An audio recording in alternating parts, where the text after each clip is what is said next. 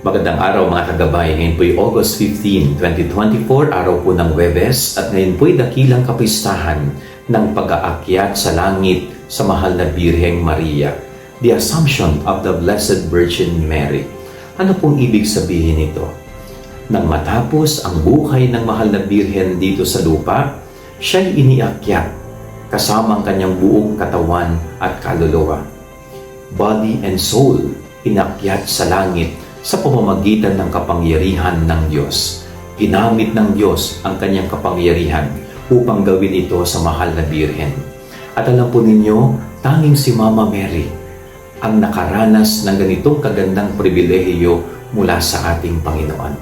Kanya nga, siya'y na-preserve, body and soul, hindi nakurap, hindi naagnas ang kanyang katawang lupa.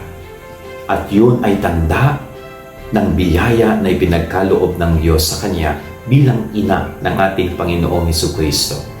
At ano naman po ang gustong ituro nito sa ating buhay pananampalataya, ang pag-aakyat na ito sa kalangitan sa mahal na Birhen?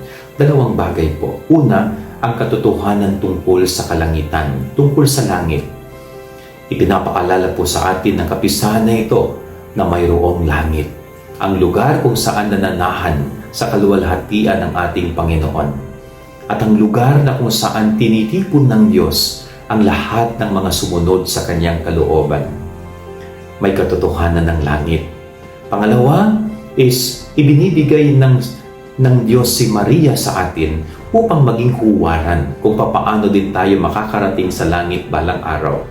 Kahit na tayo'y makasalanan, kahit na tayo ay corrupted by sin, pag tayo'y namatay na aagnas ang ating katawang lupa, hindi ibig sabihin nun na wala tayong chance na makarating sa langit. Kanya nga kung titignan natin si Mama Mary, gagayahin natin ang kanyang buhay kabanalan. Tutularan natin ang kanyang mabubuting gawa at pagsunod sa kalooban ng Diyos. Hindi po malayo na tayo'y makararating din sa langit balang araw. Kaya sana po, habang tayo nabubuhay, magsikap tayo. Pagsikapan nating makarating sa langit sa pamamagitan ng ating mabubuting gawa na ibinigay na halimbawa ng mahal na Birhen. Yan ang ating gabay aral ngayong maghapon. God bless po sa inyo lahat. Pagpalain kayo ng Panginoon.